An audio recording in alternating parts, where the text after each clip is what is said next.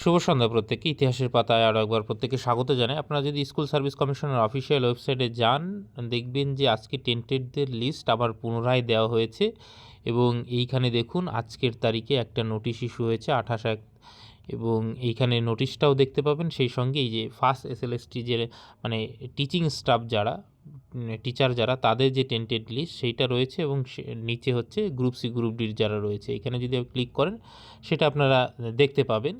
Already এই tainted list আপনারা যদি দেখেন যে নাম রয়েছে, রোল নাম্বার রয়েছে এবং কোন সাবজেক্টের এবং তার পিতামাতা এবং ডেট অফ বার্থ এবং কি বিষয়ে তারা টেন্টেড, আউট অফ প্যানেল বা ওএমআর মার্কের যে মিসম্যাচ ছিল, র্যাঙ্ক জাম্প, এই সমস্ত বিষয়ের ডিটেলসে কে কোন ক্যাটাগরিতে টেন্টেড হচ্ছে সেইটার ডিটেলস কিন্তু এখানে প্রকাশ করা হয়েছে।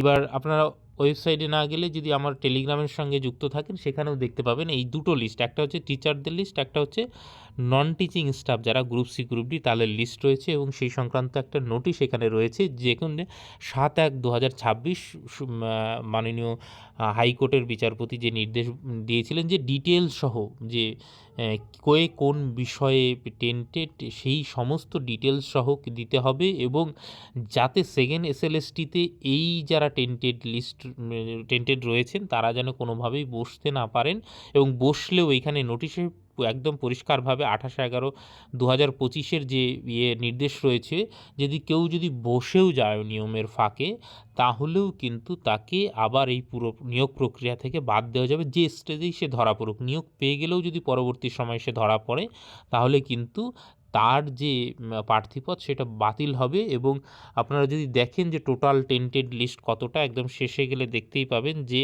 1806 জন হচ্ছে যারা হচ্ছে টিচিং স্টাফ এবং প্রায় 5,500 যারা রয়েছে নন টিচিং স্টাফ এবং এদের কিন্তু টাকা ফেরত নেওয়ার একটা প্রসেস অলরেডি শুরু করেছে এবং শিক্ষা দপ্তর কিন্তু প্রত্যেকটা ডিস্ট্রিক্ট ম্যাজিস্ট্রেটকে নির্দেশ দিয়েছে এই সংক্রান্ত বিষয়ে। কিন্তু সুপ্রিম কোর্টে তারা হলফনামাও সম্ভবত জমা দিয়েছে এবং এরা আজ হোক কাল হোক টাকা কিন্তু ফেরত দিতেই হবে।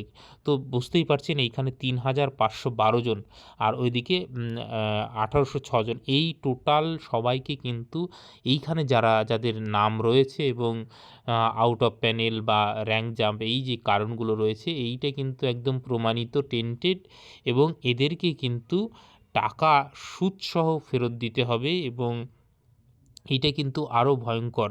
মানে এতগুলো মানুষের এইবার সত্যি কথা বলতে যে যারা টাকা বেতন পেয়েছে তারা আদৌ কি টাকা ফেরত দিতে পারবে?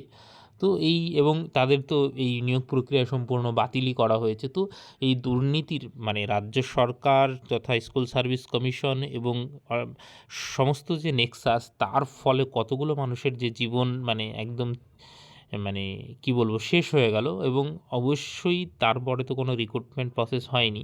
তাদের তো ক্ষতি হয়েছে যারা টাকা দিয়ে চাকরি পেয়েছিল তাদের জীবনটাও কিন্তু পুরোটা নষ্ট হলো। এবং এটা আমি জানি না যে এসএসসিকে কেন সুপ্রিম কোর্ট কোনো রকম কোনো শাস্তি দিল না এবং এসএসসির ওপরে কেন কোনো রেস্ট্রিকশন আনলো না এবং তাকে দিয়ে আবার পুনরায় নিয়োগ প্রক্রিয়া মানে চালানো হচ্ছে কোনো রকম মানে ছাড়া। এইটা একটা ভয়ের ব্যাপার এবং আপনারা জানেন আবার আইনি জটিলতা তৈরি হয়েছে এবং হচ্ছেও এবং পুনরায় আবার এই নিয়োগ প্রক্রিয়ার ওপর কী প্রভাব পড়তে চলেছে সেটা তো সময়ই বলবে।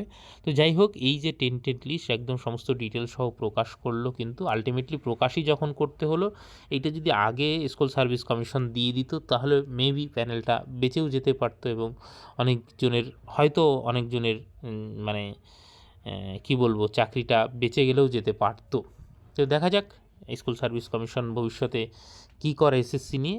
আর এটা তো রইলই, আপনারা দেখতে পেলেন এবং সমস্ত ডিটেলস সহ সমস্ত কিছু এইখানে দেওয়া রইল। আপাতত সকলকে অসংখ্য ধন্যবাদ।